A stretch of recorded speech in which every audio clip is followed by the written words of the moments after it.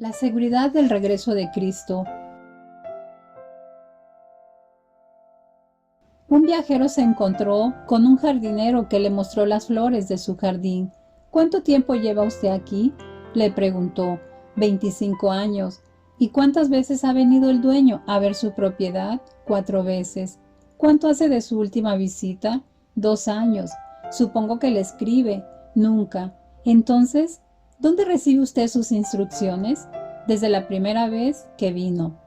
¿Quién viene entonces para atender las cosas? Se me deja todo enteramente a mí. Muy rara vez veo aquí a cualquier extraño. Sin embargo, usted mantiene el jardín tan limpio que cualquiera diría que espera el dueño el día de mañana. Mañana no, señor, sino hoy, fue la respuesta del viejo jardinero. ¿Qué señales podemos ver que se están cumpliendo en nuestros días que anuncian la segunda venida de Cristo y del fin del mundo? Cuando Pedro, Andrés, Jacobo y Juan le preguntaron a Jesús qué señales habría de su segunda venida y del fin del mundo, Jesús les dio 70 profecías, de las cuales 39 ya se han cumplido y se siguen cumpliendo al pie de la letra en nuestra era, delante de nuestros ojos. Y las 31 restantes, las que faltan, son un magistral resumen del libro de Apocalipsis. Lo que Jesús profetizó y se ha cumplido y se está cumpliendo delante de nuestros ojos y se puede corroborar con la historia y se puede verificar en las noticias diarias es lo siguiente. Jerusalén sería rodeada de ejércitos, lo cual sucedió en el año 70. El templo judío sería profanado. No quedaría piedra sobre piedra que no fuese derribada en el templo en Jerusalén. Habría gran calamidad en la tierra el día de la ira sobre el pueblo judío. Caerían a filo de espada y serían llevados cautivos a todas las naciones. Jerusalén sería hollada por los gentiles hasta que los tiempos de los gentiles se cumplieran, lo cual sucedió en 1948. Profetizó y se ha cumplido que vendrían muchos en su nombre diciendo: yo soy el Cristo y el tiempo está cerca, y a muchos engañarían. Que oiríamos de guerras, sediciones y rumores de guerras, que se levantaría nación contra nación y reino contra reino, y habría pestes, hambres, terror, alborotos y terremotos en diferentes lugares. También dijo que la iglesia sería perseguida, entregada a tribulación, a los concilios, a las cárceles, azotados y llevados delante de gobernadores y reyes por su causa, para testimonio a ellos. Agregó Jesús que seríamos matados algunos de nosotros, aborrecidos por todas las gentes, y que muchos tropezarían, que se entregarían unos a otros y seríamos entregados aún por nuestros padres, hermanos, parientes y amigos, que el hermano entregaría la muerte al hermano y el padre al hijo, que se levantarían los hijos contra los padres y los matarían, que se aborrecerían unos a otros, se levantarían muchos falsos profetas, se multiplicaría la maldad y el amor de muchos se enfriaría. Pero también aseguró nuestro Señor Jesucristo que se predicaría el evangelio a todas las naciones y que se levantarían falsos cristos y falsos profetas que harían grandes señales y prodigio al grado de engañar, si fuere posible, aún a los escogidos, que habría grandes señales en el cielo y el mundo sería como fue en los días de Noé y como sucedió en los días de Lot. Todo se ha cumplido al pie de la letra y se está cumpliendo cada día delante de nuestros ojos. ¿Qué impedirá que se cumplan las 31 profecías que Jesús predijo y que describió a detalle con los sellos, las trompetas y las copas del Apocalipsis? Aunque hay diferencias respecto a algunos detalles, todos los cristianos, los eruditos y denominaciones cristianas están de acuerdo en los siguientes 7 aspectos de su segunda venida a la tierra. Será física y visible. Todo ojo le verá.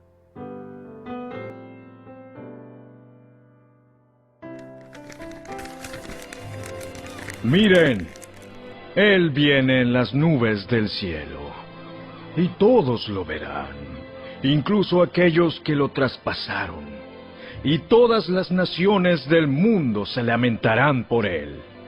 Sí, amén. ¿Por qué son absurdas las afirmaciones de muchas sectas falsas y autoproclamados mesías de que Jesús ya regresó a la tierra por segunda vez y está entre nosotros?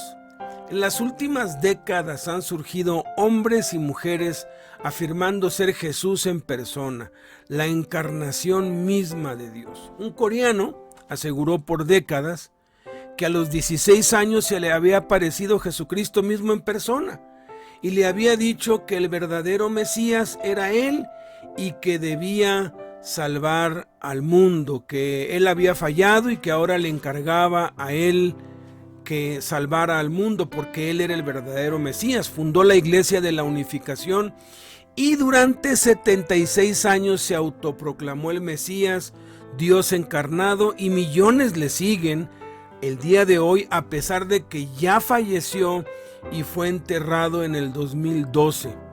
Un puertorriqueño declaró ser Jesucristo encarnado en 1986 y se hizo llamar Jesucristo hombre. Durante 27 años fue seguido de multitudes hasta que falleció en el 2013. Según el estudioso Christopher Boursier, autor de la obra Los falsos mesías, publicada en 1993, han existido en la historia 160 autoproclamados mesías o Dios encarnado entre el año 100 a.C. y el año 1993, y han sido disidentes o han sido renegados pues de las tres principales religiones del mundo, el cristianismo, el islam y el judaísmo. Fueron seguidos por multitudes y fundaron sectas que han desaparecido con el tiempo, otras permanecen aún y todos ellos han muerto.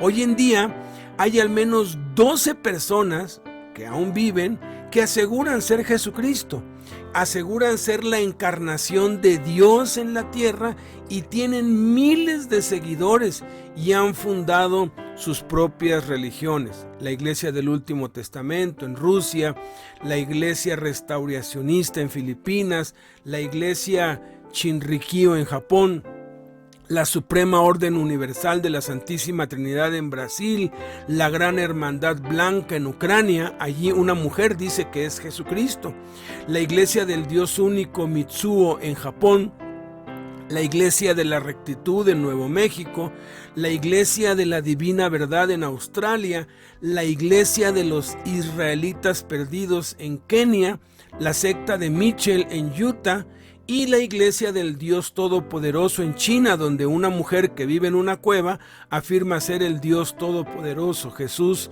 Dios encarnado. ¿Por qué es absurdo creer cualquier declaración de cualquier persona que diga que es Jesús o Dios encarnado? Por la simple y sencilla razón de que la palabra de Dios dice que cuando Jesús vuelva a la tierra, todo ojo lo verá, porque vendrá en las nubes y todos los seres humanos lo verán descender del cielo. Lo más triste es que las multitudes son engañadas porque ignoran las Escrituras, porque no conocen el Evangelio de Jesucristo. Vendrá con su cuerpo glorificado.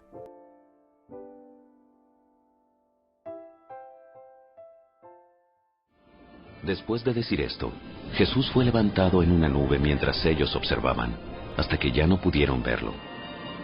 Mientras se esforzaban por verlo ascender al cielo, dos hombres vestidos con túnicas blancas de repente se pusieron en medio de ellos. Hombres de Galilea, ¿por qué están aquí parados, mirando al cielo? Jesús fue tomado de entre ustedes y llevado al cielo, pero un día volverá del cielo de la misma manera en que lo vieron irse. La segunda venida de Cristo estará en contraste abierto a la primera. En la primera venida, Cristo entró a la historia humana en forma humilde y oscura, naciendo virginalmente de una familia pobre judía, de José y María. Él se impuso a ciertas limitaciones humanas a sí mismo, tales como alimentación y descanso, y concluyó su viaje por este mundo, dejándose crucificar por el mundo a quien Él vino a salvar. Pero en la segunda venida descenderá repentinamente del cielo con gran poder y gran gloria, conquistará a sus enemigos y asumirá el gobierno mundial. La humanidad no se encuentra vagando sin rumbo ni orientación, sino que va inexorablemente hacia ese gran evento. Será con gran poder y gloria. Verán entonces al Hijo del Hombre venir en las nubes con gran poder y gloria. Y Él enviará a sus ángeles para reunir de los cuatro vientos a los elegidos, desde los confines de la tierra hasta los confines del cielo. Conquistará a sus enemigos.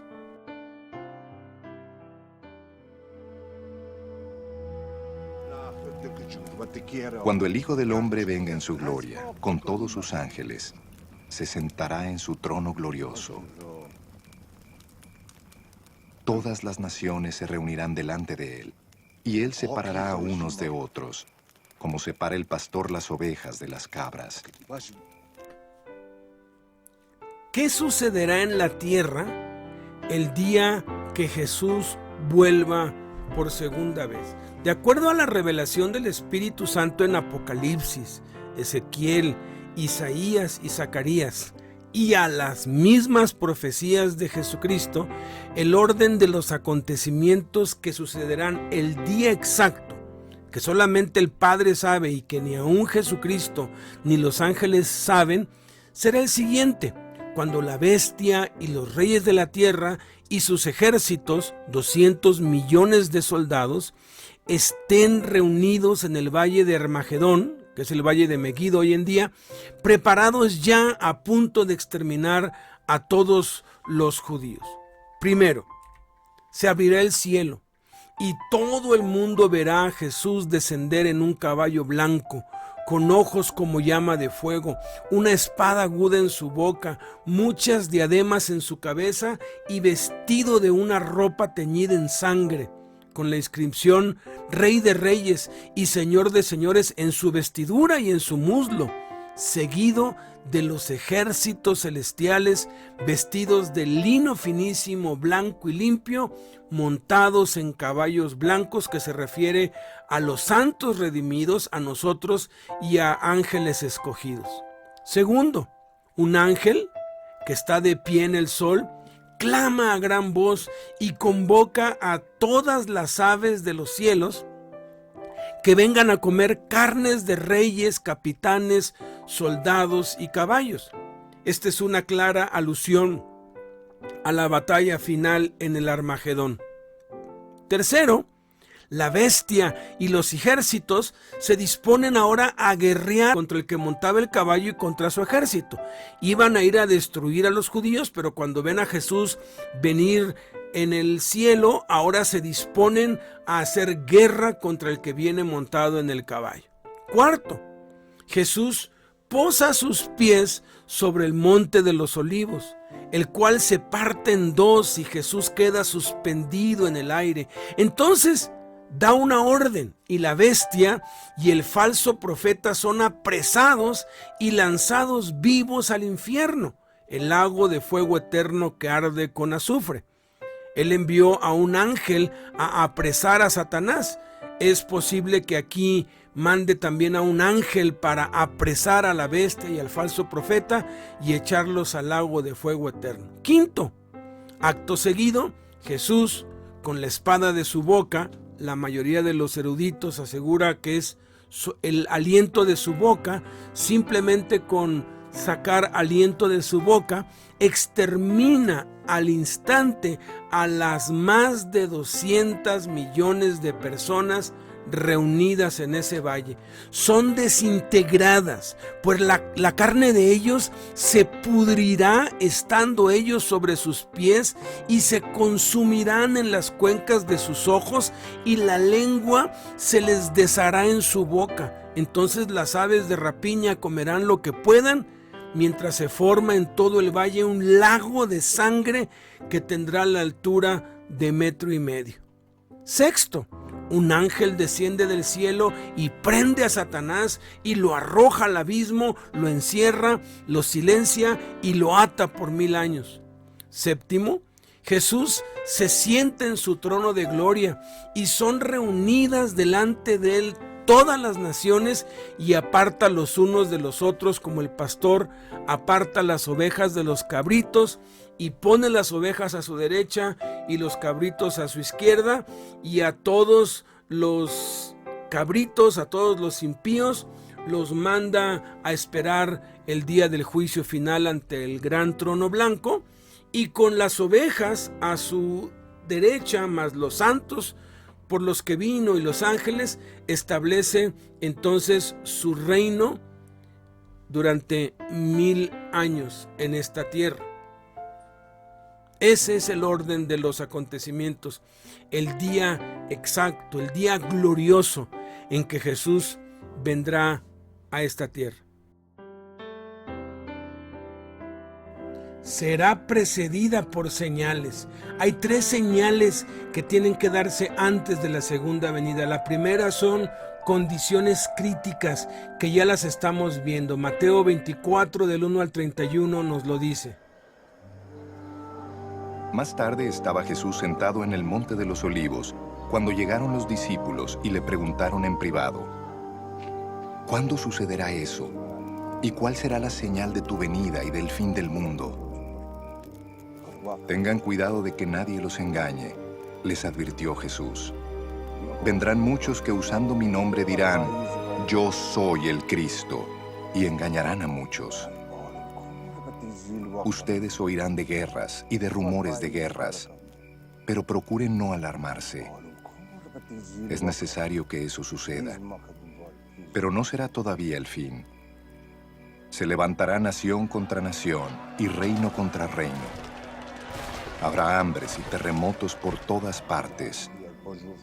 Todo esto será apenas el comienzo de los dolores. Entonces los entregarán a ustedes para que los persigan y los maten, y los odiarán todas las naciones por causa de mi nombre. En aquel tiempo muchos se apartarán de la fe. Unos a otros se traicionarán y se odiarán, y surgirá un gran número de falsos profetas que engañarán a muchos. Habrá tanta maldad que el amor de muchos se enfriará, pero el que se mantenga firme hasta el fin será salvo. Y este evangelio del reino se predicará en todo el mundo como testimonio a todas las naciones, y entonces vendrá el fin. Cristo claramente dice que la condición del mundo empeorará antes de que vuelva, lo cual va de acuerdo con la tendencia histórica del siglo XX. Toda esperanza de que la humanidad pueda resolver sus problemas y reformarse a sí misma está condenada al fracaso.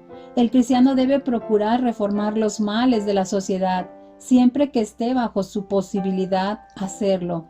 Pero su prioridad es llamar al arrepentimiento a la gente en medio de un mundo que se aproxima hacia su propia destrucción. D.L. Moody dijo una vez: Dios no me ha dicho que yo debo reformar al mundo. El mundo es como un barco hundiéndose, cuyo hundimiento no puede evitarse. Pero Dios me ha dado un salvavidas y me ha dicho: salva a todos los que puedas del barco. Nuestra tarea principal es salvar a todos los que podamos. La segunda señal es que seremos arrebatados, conforme lo dice Primera de Tesalonicenses 4 del 13 al 18. Y ahora, amados hermanos, queremos que sepan lo que sucederá con los creyentes que han muerto, para que no se entristezcan como los que no tienen esperanza. Pues ya que creemos que Jesús murió y resucitó, también creemos que cuando Jesús vuelva, Dios traerá junto con él a los creyentes que hayan muerto. Les decimos lo siguiente de parte del Señor. Nosotros, los que todavía estemos vivos cuando el Señor regrese, no nos encontraremos con Él antes de los que ya hayan muerto. Pues el Señor mismo descenderá del cielo con un grito de mando, con voz de arcángel y con el llamado de trompeta de Dios. Primero los creyentes que hayan muerto se levantarán de sus tumbas. Luego, junto con ellos, nosotros, los que aún sigamos vivos sobre la tierra, seremos arrebatados en las nubes para encontrarnos con el Señor en el aire. Entonces, estaremos con el Señor para siempre. Así que anímense unos a otros con estas palabras. En este gran evento, uno de los más grandes de Dios en la historia, todos los creyentes seremos arrebatados repentinamente para encontrarnos con el Señor Jesús en el aire. Es entonces cuando los creyentes recibiremos nuevos cuerpos que serán perfectos, gloriosos e incorruptibles. Algunos eruditos muy devotos consideran que este gran evento se llevará a cabo antes de que Cristo venga a la tierra, y otros creen que se llevará a cabo al mismo tiempo. Y la tercer señal es la gran tribulación, tal como lo profetizó Jesús en Marcos 13, del 1 al 27. Pero en aquellos días después de esa tribulación, se oscurecerá el sol y no brillará más la luna. Las estrellas caerán del cielo y los cuerpos celestes serán sacudidos. Verán entonces al Hijo del Hombre venir en las nubes con gran poder y gloria. Y Él enviará a sus ángeles para reunir de los cuatro vientos a los elegidos, desde los confines de la tierra hasta los confines del cielo. La gran tribulación es cuando se levantará el anticristo y tomará el poder mundial y cometerá crueldades atroces. Entonces vendrá Cristo a vencerlo y a establecer su reino. Quinto, es un hecho 100% seguro, como lo aseguró Jesucristo en Marcos 13. El cielo y la tierra pasarán, pero mis palabras jamás pasarán. Sexto, nadie sabe el día ni la hora, tal como lo aseguró Jesucristo. Pero en cuanto al día y la hora, nadie lo sabe, ni siquiera los ángeles en el cielo, ni el Hijo, sino solo el Padre. ¿Por qué son absurdas las profecías de sectas y falsos profetas que predicen una fecha exacta para la segunda venida de Cristo o el fin del mundo, que a final de cuentas son sinónimos, segunda venida y fin del mundo? Desde hace más de 1800 años, los falsos profetas han predicho fechas exactas de la segunda venida de Cristo. Son charlatanes e ignorantes, pues. ¿Qué acaso nunca leyeron en los evangelios que el mismísimo Jesucristo dijo que el día y la hora de su segunda venida nadie la sabe, ni el Hijo ni los ángeles, sino solo el Padre Celestial? ¿Que no saben leer? ¿Que no han leído? Y lo peor de todo es que millones lo han creído. Millones les han creído, porque tampoco conocen la Escritura, tal y como Jesús, cuando refrendió a los fariseos y les dijo: ustedes se equivocan, erran porque ignoran las Escrituras, y como dijo el Espíritu Santo, que el pueblo de Dios se pierde porque le falta conocimiento. Escuche algunas falsas predicciones de fechas de indoctos e inconstantes, algunos o la mayoría hijos del diablo, que torcieron las Escrituras para su propia perdición. Hipólito de Roma, Sexto Julio Africano y San Irineo predijeron a mediados del siglo II que la segunda venida de Cristo sería en el año 500, basados en las dimensiones del Arca de Noé. El Papa Silvestre II aseguró que Cristo vendría el 1 de enero del año 1000. Esta predicción desató caos por toda Europa y hubo grandes peregrinaciones a Jerusalén. Obviamente, todos fueron desilusionados y decepcionados. Sandro Botticelli predijo que el fin del mundo estaría obviamente determinado por la segunda venida, sería en el año 1504. Pero pasó todo el 1504 y Jesús no regresó. Johannes Stoffler, matemático y astrónomo alemán, en 1499 anunció a bombo y platillo el fin del mundo en 1524 debido a un diluvio universal. Eso provocó caos en Europa y se construyeron muchas arcas y embarcaciones por toda Europa en los 25 años anteriores a la predicción. Sin embargo, el 1524 llegó y paradójicamente fue un año de mucha sequía, casi no llovió en toda Europa. Cristóbal Colón, en sus últimos años de vida, alrededor del año 1502, escribió un libro titulado El Libro de las Profecías, donde aseguraba que el plan de Dios culminaría en 1656 o 1658 con la segunda venida de Cristo y el fin del mundo. Obviamente tampoco sucedió. La secta de los Shakers de la Sociedad Unificada de Creyentes en la segunda aparición de Cristo predijeron muchas veces la llegada de Cristo y el Apocalipsis. Después de las dos primeras, que habían dicho que iba a llegar en 1792 y luego lo cambiaron a 1794, en 1795 la gente dejó de creer en ellos. William Miller, pastor bautista estadounidense y padre del movimiento adventista, del cual se desprenden religiones como la Iglesia Adventista del Séptimo Día y los Testigos de Jehová, predijo la segunda venida de Cristo para el 28 de abril de 1843. Como no llegó ese día, dijo: no, me equivoqué por unos meses. Entonces dijo que la fecha exacta era el 31 de diciembre de 1843. Como tampoco vino, dijo: no, es que hubo un error de cálculo y la pasó para el 21 de marzo de 1844. Y como pues no llegó, pues dijo: no, es que ya ahora sí ya tengo el cálculo, pero no es exacto. Va a ser entre el 21 de marzo de 1843 y el 21 de marzo de 1844.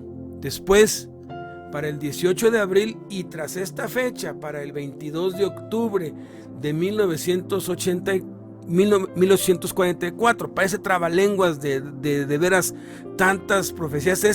Este ocupa el segundo lugar en falsas profecías. Tantos fiascos hicieron que sus seguidores se sintieran estafados y le abandonaran, formando otros movimientos de los cuales surgieron los adventistas del séptimo día y los testigos de Jehová.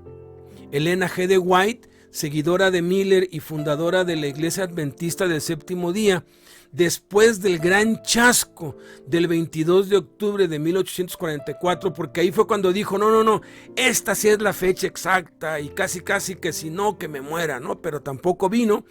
Profetizó que la segunda venida de Cristo sería a finales de 1899, que pues no había calculado bien, y como todo mundo vendió sus bienes y todo mundo, ella estaba administrando todo eso, vio allí la oportunidad. Pero como tampoco sucedió, inventó la herejía diabólica de que Jesús sí regresó, pero que está suspendido entre el cielo y la tierra, derramando gota a gota su sangre que aún falta por ser derramada para la expiación de los pecados, y que cuando derrame la última gota se hará visible, mentira tras mentira tras mentira, sin saber que la última gota la derramó Jesús en la cruz. El astrónomo francés Camille Flammarion pronosticó que el 20 de abril de 1920 llegaría el fin del mundo, ya que durante el paso del cometa Halley, los gases tóxicos de la cola del cometa se introducirían en la atmósfera terrestre y acabarían con toda la vida humana. Las ventas de las máscaras de gas y de unas denominadas pastillas del cometa que los volvían inmunes a los gases fueron tremendas por todo el mundo. Pero llegó el 20 de abril, hubo un bonito espectáculo con el paso del cometa y todo siguió su curso normal. Dorothy Martin, una ama de casa de Chicago, declaró haber recibido mensajes de alienígenas por escritura automática que afirmaban que el mundo acabaría con una gran inundación antes del amanecer del 21 de diciembre de 1954. Charles Manson dijo a sus seguidores que, después de estudiar a fondo el Apocalipsis de la Biblia, había descubierto que el fin del mundo sería en 1969, ya que se iba a iniciar una guerra racial entre negros y blancos y que iba a salirse de control y iba a terminar con la raza humana. Los testigos de Jehová, estos sí que se han pasado de la raya. Tienen el récord Guinness en cuanto a profecías falsas no cumplidas acerca de la segunda venida de Cristo. En 1889 profetizaron la derrota total de los gobiernos humanos en la tierra para 1914, lo que daría paso al reino milenial de Cristo. En 1886 profetizaron que Jesús regresaría visiblemente a la tierra en 1914. Como no llegó, lo justificaron diciendo que sí vino, pero de manera invisible y que ya está en la tierra. Hasta el día de hoy enseñan esa gran mentira, diciendo que Jesús ya está aquí, pero está de manera invisible, contradiciendo por completo la Sagrada Escritura que asegura que cuando vuelva Jesús, todo ojo lo verá. En 1897 se contradijeron al decir que ya había venido de manera invisible en 1874 y que ya estaba entre ellos, pero que se haría visible en 1914, pero obviamente no llegó. Entonces en 1918 profetizaron que no era 1914, que era 1918, que ese año llegaría. Y como no llegó, dijeron, no, es que ya nos dijo que no, que se va a tardar un poco más y que va a ser en 1925. Y dijeron que además en el 25 resucitarían Abraham, Isaac y Jacob para reinar visiblemente con Cristo. En 1941 profetizaron que faltaban meses para el Armagedón y obviamente la segunda venida. En 1968 reconocieron públicamente que habían profetizado falsa y erróneamente y que no volverían a predecir ninguna otra fecha. Pero un año después, en 1969, profetizaron de nuevo que la segunda venida sería en 1975. Mentira tras mentira tras mentira, y lo más triste es que la gente le sigue creyendo y hay millones que todavía lo siguen y creen en esa herejía, en esos falsos profetas. John Griffin y Stephen Fleischman, astrofísicos, publicaron en 1974 un libro llamado El efecto Júpiter, en el que aseguraban que el alineamiento de los planetas previsto para el 10 de marzo de 1982 sería catastrófico y que, entre otros dramas, habría un gran terremoto en la falla de San Andrés y que eso sería el fin del mundo. Afortunadamente, los planetas sí se alinearon, pero nada pasó.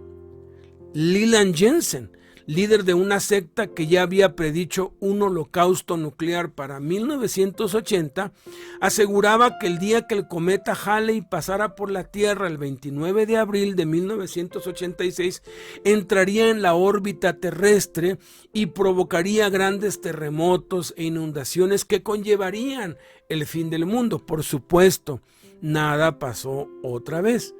Elizabeth Clare Prophet, líder de la Iglesia Universal y Triunfante, hizo honor a su apellido y profetizó una guerra termonuclear devastadora para el 23 de abril de 1990. Ella y sus seguidores se retiraron a un búnker en los bosques de Montana. Después de ese día, la secta casi se desintegró.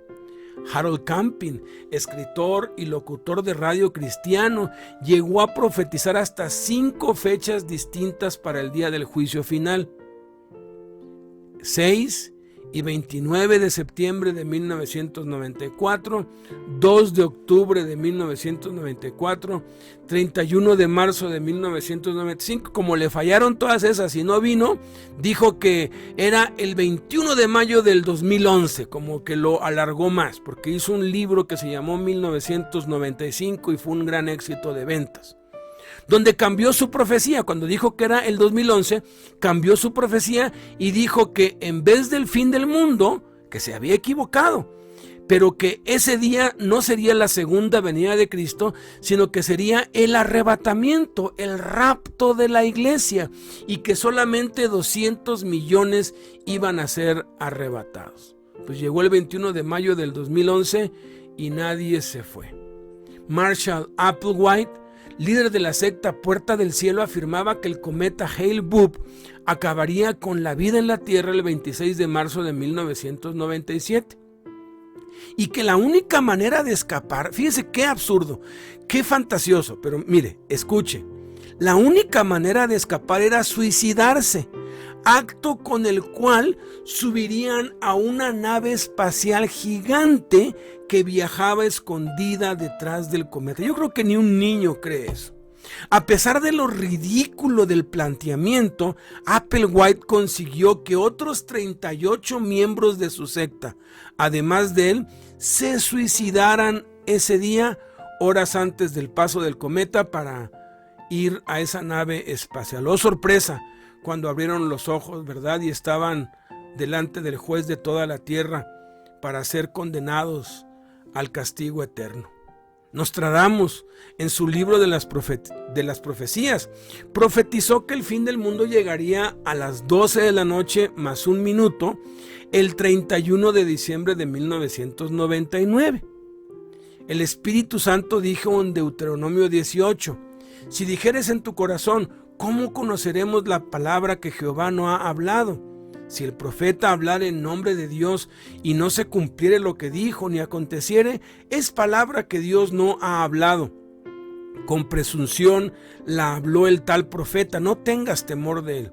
Es triste, pero muchos y aún algunos cristianos aún siguen citando profecías entre comillas cumplidas de Nostradamus, pero de acuerdo a lo que Dios dice, si una sola profecía de un profeta no se cumple, entonces el tal profeta es falso y no se le debe dar ningún crédito.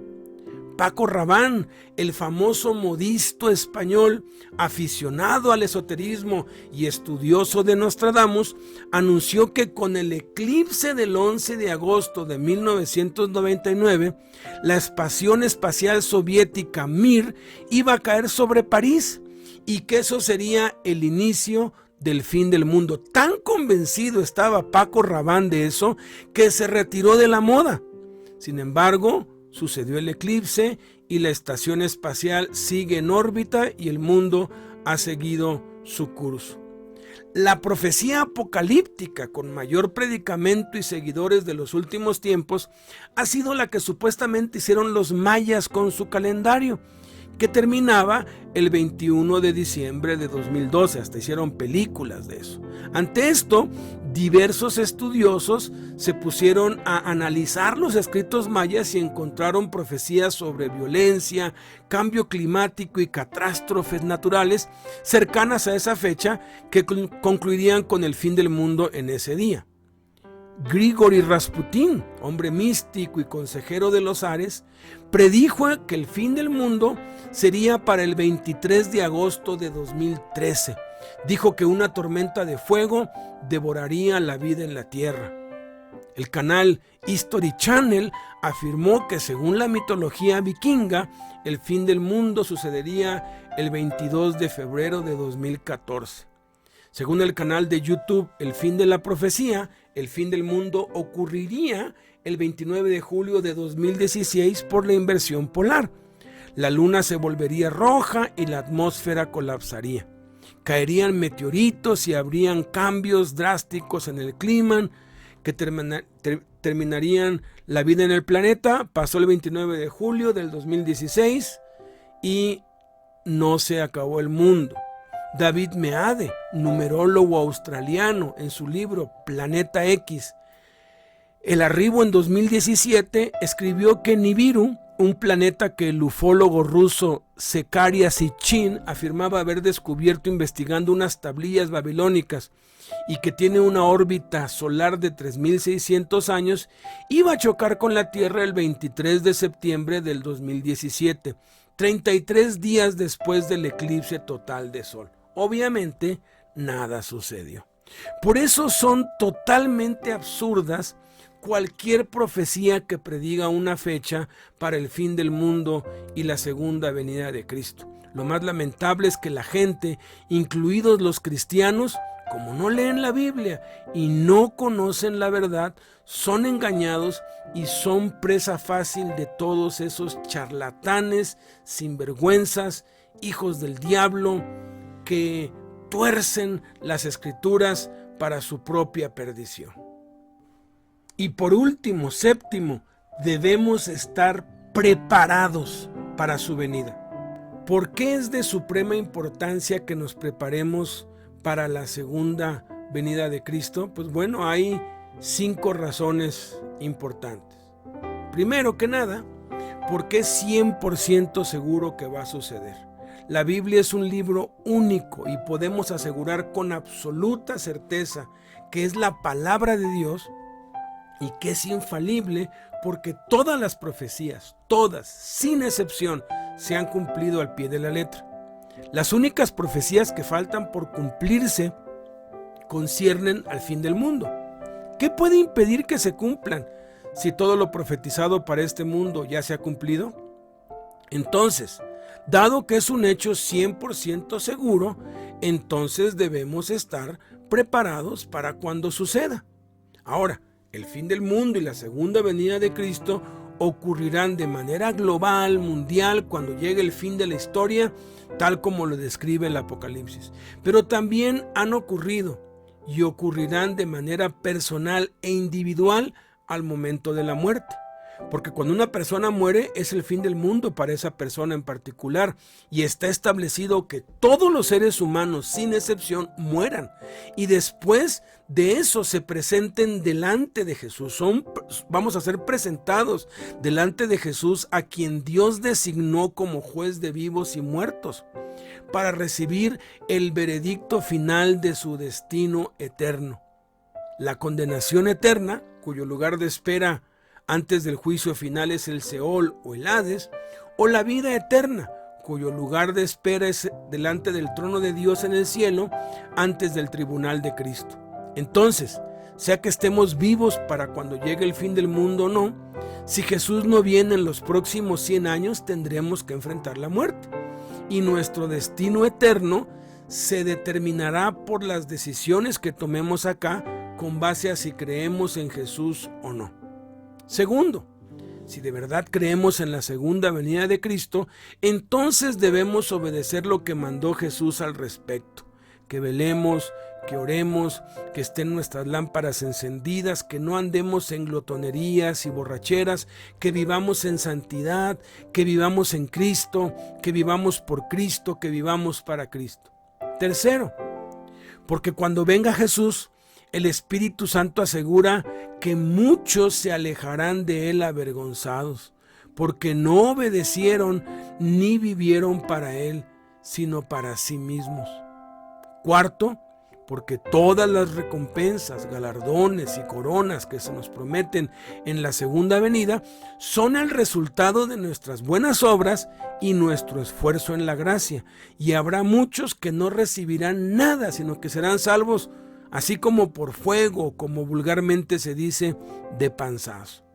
Y quinto, porque se establecerá en la tierra el reino de Jesucristo durante 1000 años, y quienes ocuparán cargos y puestos de autoridad para gobernar juntamente con Cristo serán solamente aquellos que se hayan preparado debidamente para la segunda venida de Cristo. Entonces, vale la pena prepararnos para que cuando Jesucristo vuelva, estemos llenos de gozo y alegría y reinemos juntamente con Él en la tierra y en la nueva Jerusalén en el cielo.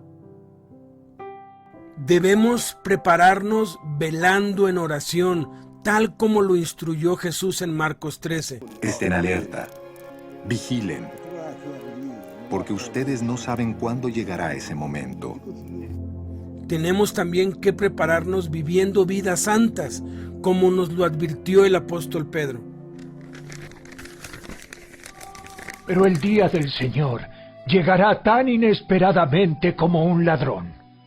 Entonces los cielos desaparecerán con un terrible estruendo, y los mismos elementos se consumirán en el fuego, y la tierra, con todo lo que hay en ella, quedará sometida a juicio. Dado que todo lo que nos rodea será destruido de esta manera, ¿cómo no llevar una vida santa y vivir en obediencia a Dios? Y tenemos que prepararnos haciendo discípulos, que es la gran comisión de Jesús asociada a su segunda venida. Se me ha dado toda autoridad en el cielo y en la tierra. Por tanto, vayan y hagan discípulos de todas las naciones, bautizándolos en el nombre del Padre, y del Hijo, y del Espíritu Santo, enseñándoles a obedecer todo lo que les he mandado a ustedes. Y les aseguro que estaré con ustedes siempre, hasta el fin del mundo.